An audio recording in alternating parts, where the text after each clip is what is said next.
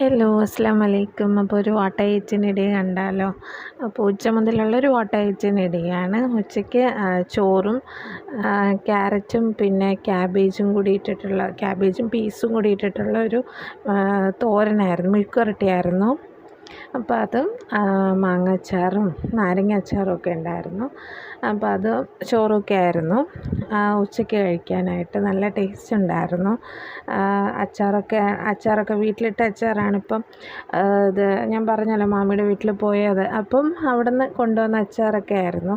നല്ല ടേസ്റ്റ് ഉണ്ടായിരുന്നു അത് ചോറുമായിട്ടൊക്കെ കഴിക്കാൻ വേണ്ടിയിട്ട്. പിന്നെ വൈകിട്ട് ചായ കുടിച്ചിട്ടുണ്ടായിരുന്നു. പിന്നെ രാത്രി ആയപ്പോഴത്തേക്കും പൊറോട്ടയും ചിക്കനും പുറത്തുനിന്ന് മേടിച്ചതായിരുന്നു. അപ്പോൾ നല്ല ചൂട് പൊറോട്ടയും പിന്നെ ചിക്കൻ ഫ്രൈ ഒക്കെ ഉണ്ടായിരുന്നു. അപ്പോൾ അതൊക്കെ കഴിച്ചിട്ടുണ്ടായിരുന്നു.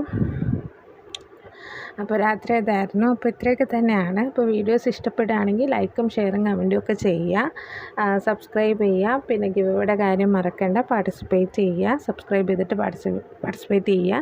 പിന്നെ ഒന്ന് സപ്പോർട്ട് ചെയ്യുക.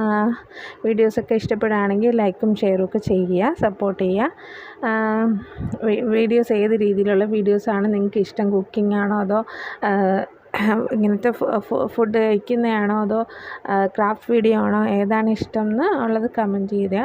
അപ്പോൾ അതുപോലെ വീഡിയോസ് ഇടാൻ നോക്കാം. അപ്പോൾ ഇത്രയേ ഉള്ളൂ. Thank you.